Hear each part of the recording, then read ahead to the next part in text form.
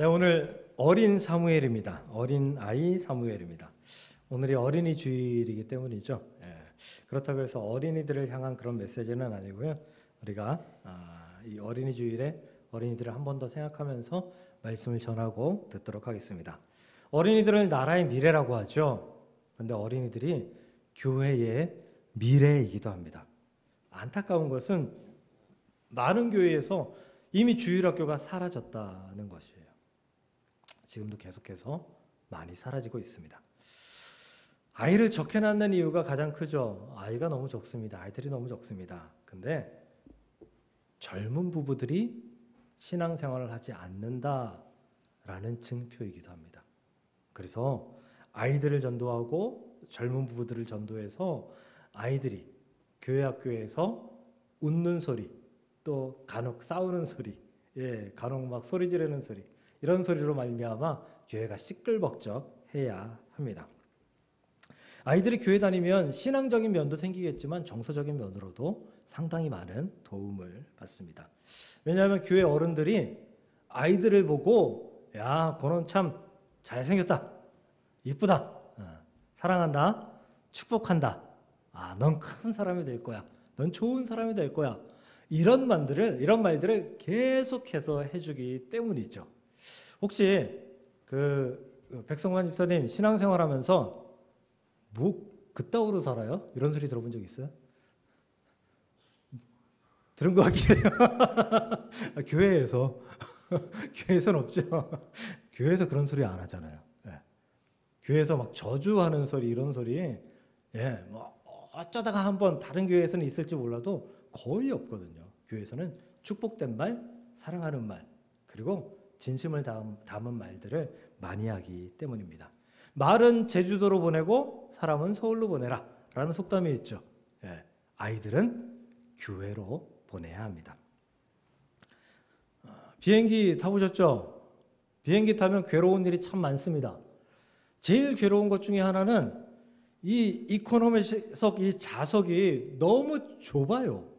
시내버스보다 좁아요. 시내버스 그 자리보다 좁아요. 근데 그 좁은 자리에서 막 10시간씩 비행기를 타야 되는 경우도 있으니까 참 힘듭니다. 제가 성지순례 터키로 갈 때 이제 터키 항공을 타고 가는데 이코노미석을 타고 가는데 제가 왼쪽에서 두 번째, 가운데 통로 왼쪽에서 두 번째였고 이 왼쪽에 첫 번째에 아마 터키 사람인가 봐요. 중동 사람 같아 보였는데 그 사람들 덩치가 좋잖아요. 덩치도 좋고 키도 크고 거의 한 190 가까이 돼 보여요. 다리 한쪽이 바깥으로 이렇게 나갈 정도로 빡빡하게 앉았는데 그러니까 저도 불편하죠. 근데 더 불편했던 것은 그분들이 특유의 냄새가 나잖아요. 그 암내가 나잖아요. 혐오한다는 얘기는 아닙니다. 근데 우리는 이 대한민국 사람들은 그런 냄새가 굉장히 적은, 거의 안 나는 그런 사람들이거든요. 그러니까 우리는 안 나는데 그쪽에서 나니까 이 냄새가 너무 고약스러운 거예요. 불편한 거예요. 그렇다고 해서 냄새 난다고 구박하지는 않았고요. 근데 더 불편했던 것은 우리가 휴대폰을 볼 때 우리는 그 휴대폰의 밝기를 자동으로 해놔서 어두운 데에서는 좀 어둡게, 밝은 데에서는 밝아야지 뭐 이렇게 더 밝게 이렇게 자동으로 바뀌잖아요. 근데 그분은 그냥 최대 밝기로 해놨어요. 그래서 눈을 감고 자려고 하는데 앞이 막 너무 환한 거예요. 옆에서 보고 있는데 괴롭더라고요. 근데 그런 것뿐만 괴롭지 않습니다. 또 괴로운 게 있는데요. 뭐 씻지 못하고 이런 것도 괴롭지만 또 괴로운 게 있는데 아이들하고 함께 탔을 때 이제 갓 돌진한 뭐 이런 아이들, 갓난 아이들, 막 우는 아이들, 아이들이 울어 제낄 때 아이들은 이 기압 차이 때문에 운다고 하죠. 충분히 이해합니다. 충분히 이해하고요. 그리고 그 상황에 있어서 적응하려고 노력합니다. 그런데 그 시간이 길어지면 마음속으로 불편한 마음이 들어와요. 좀 그만 울었으면 좋겠다. 좀 자고 싶다. 그리고 그 시간이 점점 길어지면 불평하는 마음이 그 사람에게는 하지 않지만 내 스스로 내 속에서 이렇게 나오는 것을 경험한 적이 있습니다. 2022년 8월에 제주행 비행기에서 우리나라죠. 한 남성이 난동을 부렸습니다. 이 남성은 이 아이가 온다고 해서 아이 부모에게 이렇게 얘기합니다. 제가 연기를 못해서 이렇게 읽는 게 아닙니다. 감정을 안 치르려고 합니다. 누가 애 낳으래. 애들에게 욕하는 건 XX고 내가 피해받는 건 괜찮냐? 애 XX가 교훈이 안 되면 다니질 마. 자신 없으면 애 낳지 마. 이게 무슨 말인가요, 도대체? 이게 참. 결국 이 남성은 제주공항에서 경찰에 입건됐다고 합니다. 2024년 작년이네요. 8월에 중국의 한 항공기에서 할머니와 아이가 탄 그 승객 중에서 아이가 또 여자아이가 너무 울어 제끼는 거예요. 근데 주변에 있던 여성 두 분이 아이를 데리고 그 비행기 화장실 있죠. 화장실에 가서 아이가 울음을 그칠 때까지 끝까지 안 고쳤다고 하는데 그칠 때까지 화장실에서 같이 있었다고 합니다. 이게 미덕이 될 수도 있는데 다르게 얘기하면 학대가 될 수도 있는 거예요. 아이가 온다고 해서 화장실에 가두어 버린 거니까요. 교회는 아이가 아무리 울어 제껴도 축복합니다.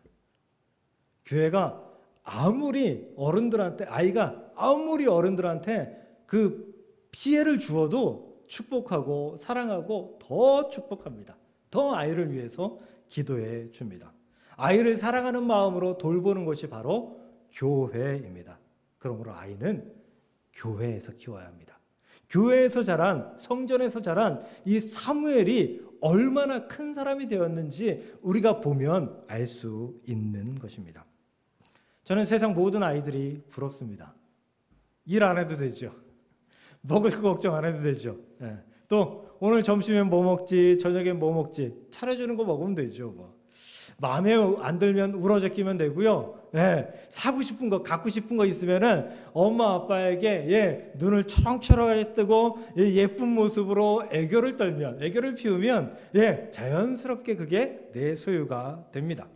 그뿐입니까? 하고 싶은 건 하고 안 하고 싶은 건 안 하면 그만입니다. 그냥 엄마 아빠 잔소리 좀 들으면 땡입니다. 혹시 피터팬 증후군이라고 들어보셨나요? 피터팬은 잘하질 않죠. 그래서 피터팬 증후군은 어른이 되기 싫어하는 아이들의 마음을 표현한 것입니다.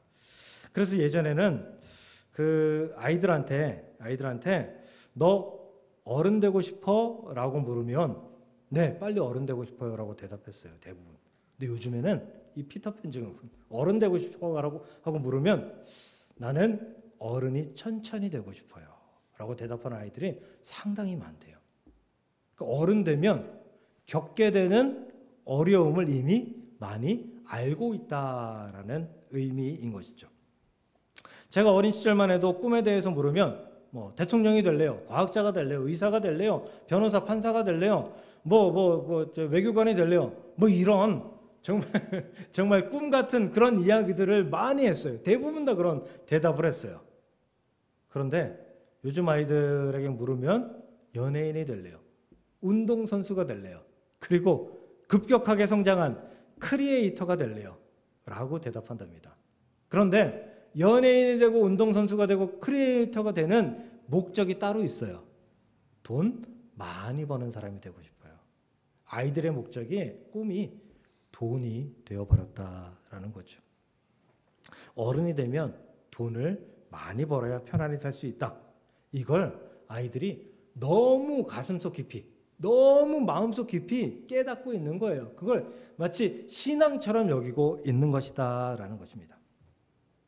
아이들이 살 만한 세상, 정말 꿈 같은 꿈을 꾸는 세상, 돈 걱정이 아닌 좋은 사람이 되기 위해서 노력하는 그런 세상을 교회가 만들어줄 수 있기를 주님의 이름으로 간절히 축복합니다. 오늘 본문 1절 읽어보겠습니다. 아이 사무엘이 엘리 앞에서 여호와를 섬길 때에는 여호와의 말씀이 희귀하여 이상이 흔히 보이지 않았더라. 아이 사무엘이에요. 아직 어릴 때예요. 여호와의 말씀이 희귀하여 이상이 흔히 보이지 않았더라. 좀 이상하지 않나요? 사무엘은 하나님의 말씀을 엄청나게 많이 들은 사람이잖아요. 하나님의 기적을 많이 체험한 사람이잖아요. 그런데 사무엘이 있을 이 시대에 하나님의 말씀도 희귀했고 이상, 기적들도 보이지 않는 그런 시대였더라라고 말씀하고 있는 거예요. 사무엘은 이스라엘의 마지막 사사라고 이야기하죠. 마지막 사사 또는 선지자라고 이야기합니다. 근데 사무엘 이전까지의 이 사사 시대는 매우 혼란한 시대였어요.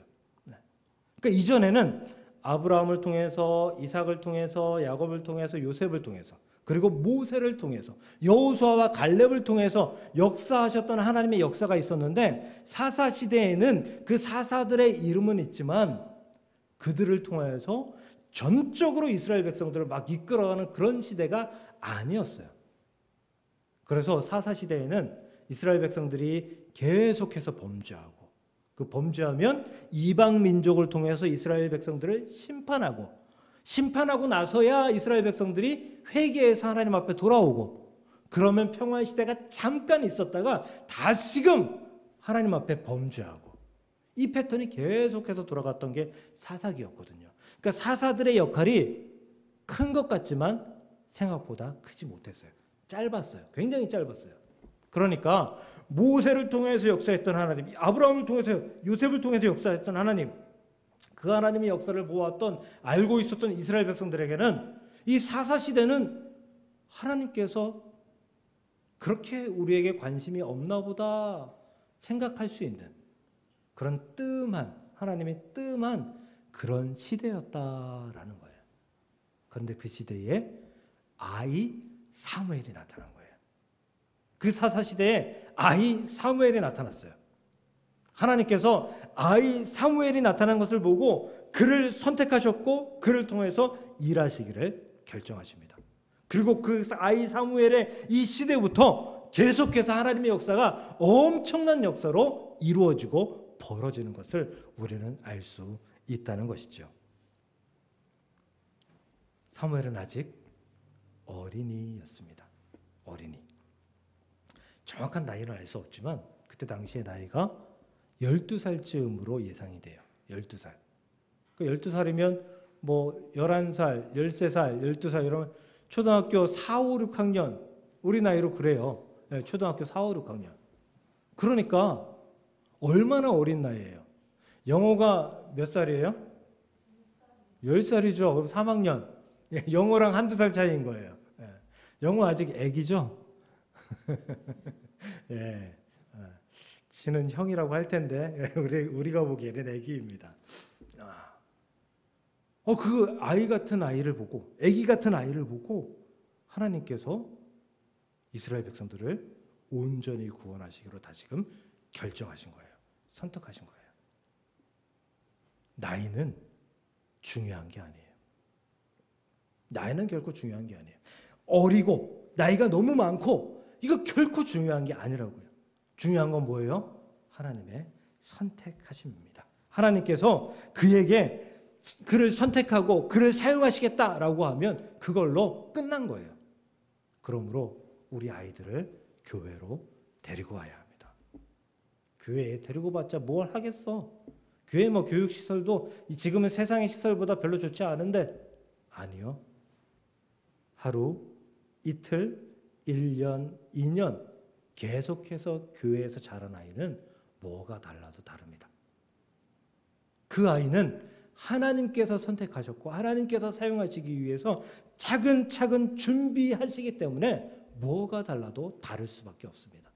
그러므로 아이들을 교회로 데리고 나올 수 있는, 교회에서 아이를 키울 수 있는, 그리고 아이를 키우기에 적당하고 아름답고 온전한 시설을 갖춘 교회가 될 수 있기를 주님의 이름으로 간절히 축복합니다.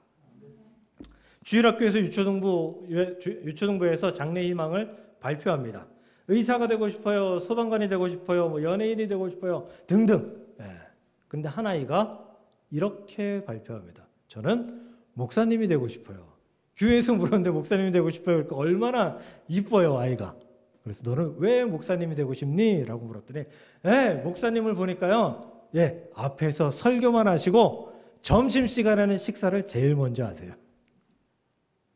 그러니까 아이가 보기에는 이 어른들은 그 지루한 말씀들을 겨우겨우 들어야 되는 고통스러운 자리에 있고, 하고 싶은 말 마음대로 하고, 밥은 제일 먼저 먹고 대접받고, 그러니까 목사님이 되고 싶어요 라고 대답했던 거예요. 이런 아이를 쓰실까요? 쓰신다고 생각합니다. 우리는 아이들을 쉽게 판단해요. 판단하는 기준이 거의 두 가지예요.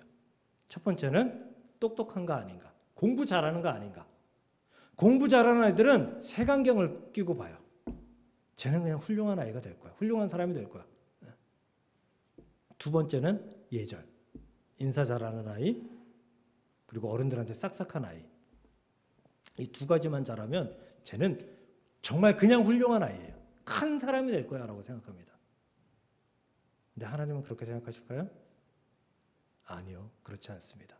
하나님은 밥 빨리 먹고 싶어서 목사님이 되고 싶어 하는 이 아이도 하나님의 기준에 합당한 아이가 될 수 있습니다. 하나님의 기준은 매우 이상합니다. 세상의 기준은 딱 잘라가지고 그거에 맞으면 합격, 그거에 맞지 못하면 불합격, 이렇게 되는데 하나님의 기준은 매우 이상해요. 저는 세상에서 제일 아까운 게 주첩이에요. 주첩이. 예, 누구 밥 사주고 하는 거는 별로 안 아까워요. 근데 주첩이 몇백 원, 몇천 원 되는 건 너무 아까워요. 그래서 30분에 1,000원 하는 주차 요금하면 얼른 들어가서 30분 안에 나오려고 애써요. 근데 30분 안에 나오려고 애써가지고 주차 게이트에 딱 들어갔는데 31분 딱 지키면 엄청 속상해요. 엄청 속상해. 요즘은 다 기계잖아요. 예, 사람이면 사정도 해보겠는데 1분 지났다고 이 기계 녀석이 절대로 안 깎아주고 안 열어주니까 2,000원 내야 돼요. 1,000원 더 내야 돼요. 근데 하나님의 기준은 그렇지 않다는 거예요. 하나님의 기준은 하나님 마음입니다. 하나님 뜻입니다. 제가 예전에 말씀드린 적이 있는데, 제가 그 유초동부 전도사 할 때 정말 한마디로 그냥 개차반 목사님 아들이었는데 모든 사고를 다치는 그 아이가, 제가 목사님 사택에 들어가는데 선생님 안경 보세요, 안경 벗어보세요 해서 안경 벗었더니 호랑이 기름 눈에 발라가지고 한 3주간 고생했던 그놈이 지금 훌륭하게 목회하고 있습니다. 네. 하나님의 기준은 이상해요. 달라요. 우리가 생각하는 기준하고 너무도 다르다고요. 그러니까 사람을 함부로 판단하지 마십시오. 특히 아이들을 함부로 판단하지 마세요. 그 아이들에게 판단보다는 사랑과 축복을 줄 수 있는 우리 모두가 될 수 있기를 소망합니다. 그래서 아이를 키워내는 것은 엄마 아빠겠지만 그 아이를 키워내는 것은 교회가 키우고 국가가 키우고 같이 함께 생활하는 사람들이 키워서 그 아이들의 미래를 보장할 수 있는 그런 교회, 그런 우리가 될 수 있기를 주님의 이름으로 간절히 축복합니다. 고린도전서 1장 27절입니다. 그러나 하나님께서 세상에 미련한 것들을 택하사 지혜 있는 자들을 부끄럽게 하려 하시고. 미련한 자들을 택하신대. 우리는 미련한 자들을 안 될 놈, 실패할 놈, 저게 커서 뭐가 될 것인지 혀를 끌끌 차는 놈, 이렇게 생각하지만 하나님은 그런 자도 선택하셔서 지혜 있는 자를 부끄럽게 하신다라고 말씀하십니다. 저 사람은 쓸모없는 사람 같다고요? 아니요. 이사야서 보면 이는 내 생각이 너희의 생각과 다르다. 내 길은 너의 길과 다르다 라고 하나님께서 말씀하셨습니다. 우리가 하나님의 길을 선택해서 걷는 것이 아닙니다. 물론 그렇기도 하지만 먼저 하나님께서 우리를 선택하셨고 우리는 그 길에 다다랐고 그 선택으로 말미암아 우리는 그 길을 걸어가고 있는 중입니다. 그러니 아이들에게도 그 길을 알려줄 수 있기를, 아이들에게도 그 길을 걸어갈 수 있게끔 도움을 줄 수 있는 우리가 될 수 있기를 주님의 이름으로 간절히 축복합니다. 오늘 말씀에서 하나님은 어린 사무엘을 부르셨죠. 사무엘은 엘리 제사장이 부르는 줄 알고 달려가요.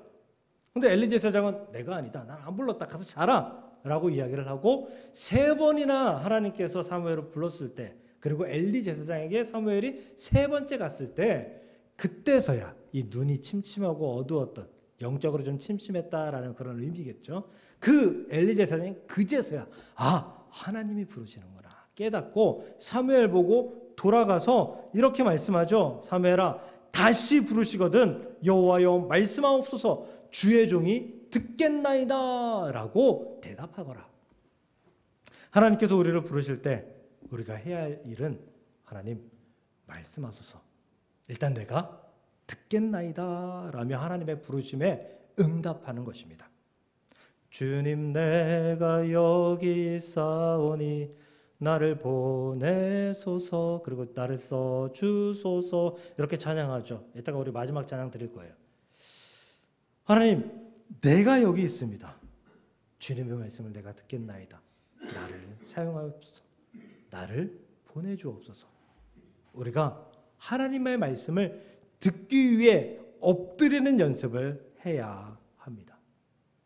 하나님의 부르심에 온전히 엎드렸던 사무엘은 이전에 12년간의 삶을 뒤로하고 이후에 12년 이후에 나머지의 삶을 하나님의 놀라우신 역사 가운데 걸어가는 삶을 살아가게 됩니다.